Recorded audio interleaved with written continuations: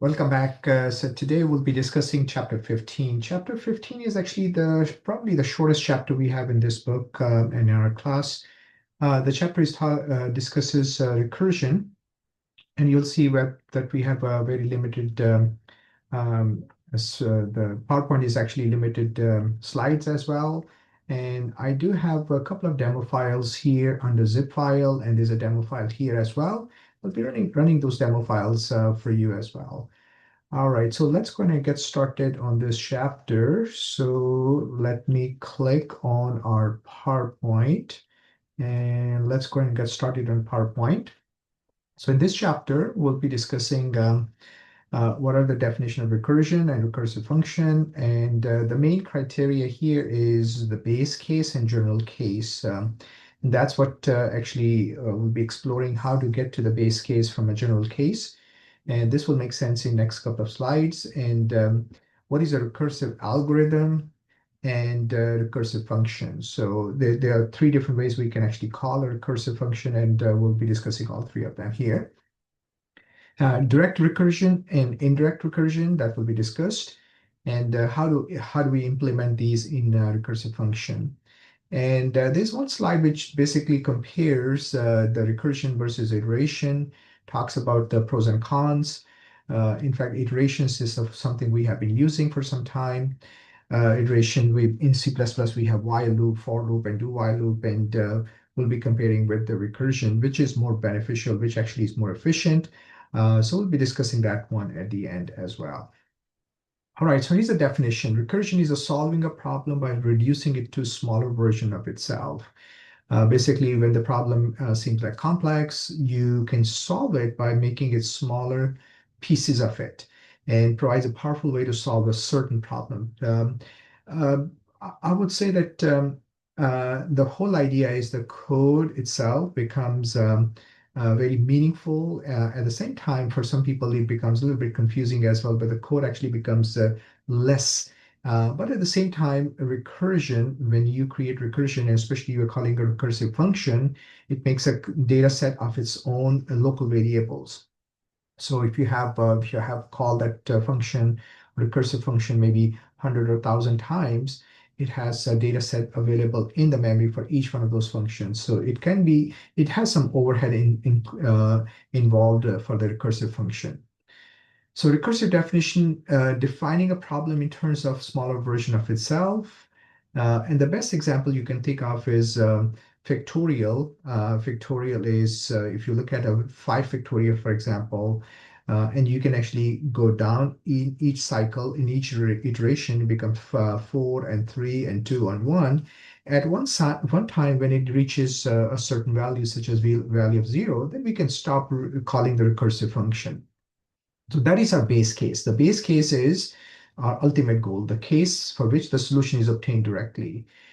Because we know 0 factorial has a specific value, and once we reach that certain value, we can stop calling the recursive function. So that's what our goal in our algorithm is, to reach the base case. So every recursive function must have at least one base case. If you don't have a base case, then it might become a problem, because then it might become infinite recursion, which will not be able to handle. So that's what our algorithm should be. And that's what we are saying in the next bullet. The base case stops the recursion. And the general case is the one eventually reduces into base case. So 5 is a general case. 0 factorial is a base case. So somehow we need to get from 5 to 4 to 3 to 2 to 1. And once we reach 0 factorial, that will be our base case. And here is the example I was using. 0 factorial, we know that's our base case. And that's what is highlighting here. And that's what we like to achieve. And your n factorial could be 5 factorial, for example. And this is our algorithm for that one. And this is the condition we can check to exit from the recursive function, or when to stop the recursion. Now, again, if we are unable to identify the base case, then that's the problem. Then it will become a recursive function might be infinite or might have a logical problem. So recursive algorithm finds a solution by reducing the problem into a smaller version of itself, like we stated in the previous slide. We must have at least one base case, and general solution must eventually reduce to the base case. Sometimes you can actually have a recursive function, a function that call itself. So recursive algorithms are implemented using recursive functions, and we'll be running a couple of demo files just to demonstrate that one as well. Think of recursive function as many infinite copies of itself. Every call has its own code and its own local parameters or variables, which means that if you have, like I stated in the beginning, you have 1,000 calls for the recursive function, you'll have 1,000 data sets of each these local variables and parameters. So after completing a particular recursive call, control goes back to the calling environment, to the previous call. For example, if you're calling that recursive function from the main, control goes back to the main, and execution begins immediately following the recursive call, just like any other function call. So that's not very different from regular function call. And there could be three of these type of recursions. Directly recursive, a function that call itself, that's a direct recursion. Indirect recursion, recursive, a function that calls another function and eventually results in the original function call. I'll be demonstrating the direct recursion. And then there's also called tail recursion, tail recursive function. Recursive function is last statement executed is the recursive function. And I think might have a demo for this one as well. And mostly you'll find the direct recursion. And the direct recursion is the function is by itself calling itself. And indirect recursion, you are jumping to another function from one function. And that second function calls the first function. And the tail recursion is basically the last call in the particular function is the recursive call. We have to be careful with infinite recursion. Every recursive function results in another recursive call. In theory, infinite recursion is taking place. And if we don't have that some kind of selection or condition to stop the recursion, it might become infinite call. And because we have limited memory, function executes until the system runs out of memory. And I think I do demonstrate that in one of the chapters that I actually exhaust the memory and results in an abnormal program termination. And that's not what we want. We do not want, because we have limited time, limited space, limited finances. So we cannot have a recursive call which runs forever. To design a recursive function, understand the problem. What are the conditions, limiting conditions, and are we able to identify some base cases? And if we are, then provide a direct solution to each base case. And what are the general cases, and provide a solution to each general case to reach to the base case. Iterative versus recursion. And now we are very familiar with iteration by this time. Doesn't matter which language you're using, Java, C#, C++, Python, or C. You'll find that iteration is kind of very common in all the languages. Now, the question is why the recursion is not discussed earlier on in the chapter, because recursive is kind of confusing. And at this stage, we have enough understanding how the code is supposed to function. So we are ready to implement recursive calls here. Now, here, recursive in control structures, they use a loop to repeat certain number of statements. And although we can have infinite loop as well, but we still have pretty good handle on the repetitions. So you can actually solve a problem generally. And remember that in a real sense, the repetition is very common because we have large amount of data, or we are recognizing patterns in AI and those kind of things. So iteration and looping is a very simple way to solve a problem. The second problem, which is highlighted in this chapter, is the recursion.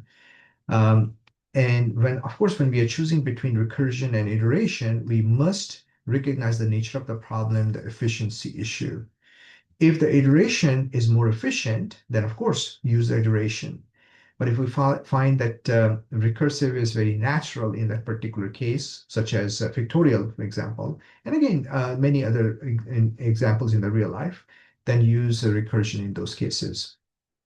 Whenever function is called, memory space for its formal parameters and automatic parameters is allocated. So your local parameters, or sorry, local variables are variables declared within that particular function. The parameters are something which are passed from outside source. So when the function terminates, the memory space is then deallocated. So every recursive call has its own data set, and that could be expensive, and that could be might slow the system down. So that's why you have to be careful when you are trying to implement the recursion. So overall overhead associated with executing a recursive function in terms of memory space, computer time, efficiency, and even financial as well. A recursive function executes more slowly because it has a lot of data to handle in its own data set. And today's computers are fast. Overhead of recursive function is most not noticeable. So if you have base case which can easily be reached, not after millions of calls, because in a recursion that would be too much overhead, but after a few hundred calls, then probably recursive call might be more meaningful. Sometimes iteration is more obvious and easy to understand.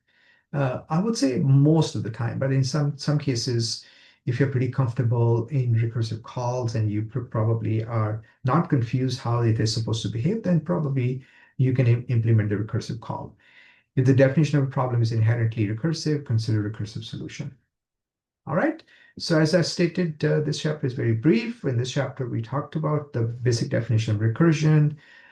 We talked about some of the algorithm. The goal is to reach the base case from a general case. We also discussed that base case has obtained directly or indirectly or as a tail. And those are the three types of implementation we can have.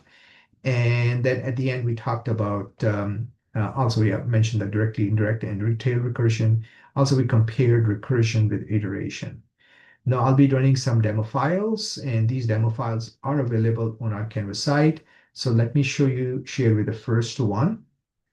So I'm going to share the first one right here, and you'll see in a second. And let's go to this one. And this is a very simple one. And this particular recursion, you can see I'm calling this function. I'm passing this argument 5. And this one is very simple factorial. Yeah, we'll be doing factorial, not actually factorials, just going to go through the sequence. I'll share the factorial in the next one probably. But it goes through iterations of these numbers, and it's going to decrement the number every time. So 5 is being captured over here, and I'm checking if 5 is greater than 0. Yes, it is. Then display that 5. And it displays 5 right there. And then call the same function again, but this time decrement to 4. So I'm passing 4, 4 will be captured here, 4 is still greater than 0, 4 will be displayed, as you can see right there. At one stage, it becomes 1, 1 is being passed and captured, 1 is still greater than 0, 1 is being displayed, then it becomes 0. Once it becomes 0, 0 is not greater than 0, so we hit this curly brace and we go back to the main function. So when we run, all we see is these 5 values. Okay, how simple it is. So this is a recursion call, and this looks like a tail end recursion because this is the last recursion call. Let me share another demo file with you. And again, this is also available for you. And we'll be sharing this with you just in a second. Let me share. Okay. And in this case, I'm passing an array to a recursive function. And here is my array, which has these values. The goal is to find, I think, the largest value. So we call this largest function by passing this array. And I'm also passing the first index and the last index to this array. So I don't have to do this, but here I'm just passing what is the first index, although I can actually figure that out on the other end, but you can see the lower index and upper index are being passed. And the array is captured in list over here. By the way, notice that this actually is a constant, which means I'm not modifying the array. The original array was sent as a constant. And then it checks the lower index if it's not equal to upper index. Okay, we are checking that we have not reached that lower index. And that's the case, that there's nothing to compare. Basically, the array is empty. If that's not the case, so we have our list here, which is the data set here. The data set actually is right there. And then we are incrementing to the first element and the upper index. And we're sending this back to the function. And then we are comparing if the lower index, by the way, here we created, I forgot to mention, a temporary variable max. We are assigning the first element and assigning the data to this particular maximum. We are assuming that that is the largest value. And then we are comparing, and every time we are incrementing and comparing the next data set, if that is the largest, then we assign to the maximum. If that's not the largest, continue to call that particular function, list function. So this is another way you can actually pass on the lower index over and over and over again and find out if the maximum has been reached. So if that's the case, it displays. So when I have, let's say I'm going to put something here, a large number. This is a large number. When I run my code, and it identifies that is the largest value in that array. Okay, I'll share one more with you, one more demo file. And in this case, we are going to, let me see, we are passing a decimal number. Decimal number is which has a base of 10, 0 through 9. Could be any number, could be any number, any decimal number. And we capture from the user and pass it on to the user. Now here we are trying to convert the decimal number into binary number. So that's why it's passing the base over here as a 2, because binary has 2 digits, 0 and 1. So 2 pieces of arguments or parameters will be captured here. So here's my number, which is a decimal number, which is the user actually provided us. That's the number, and the base is also sent. Then we are comparing if the number is greater than 0. In our case, let's say that we send 10. So 10 is greater than 0, and 10 is captured here, but given by the user, and 10 is greater than 0. So we go inside, we basically do 10 divided by 2, and we pass this one on over and over again. And then this one actually uses the remainder or modulus operator.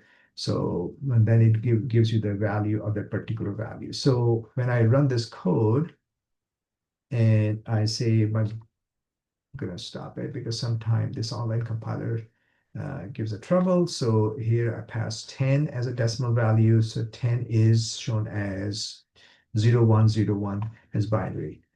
The reason is because this one has a value of 1, this has a value of 2, 4, and 8. So 8 plus 2 is 10.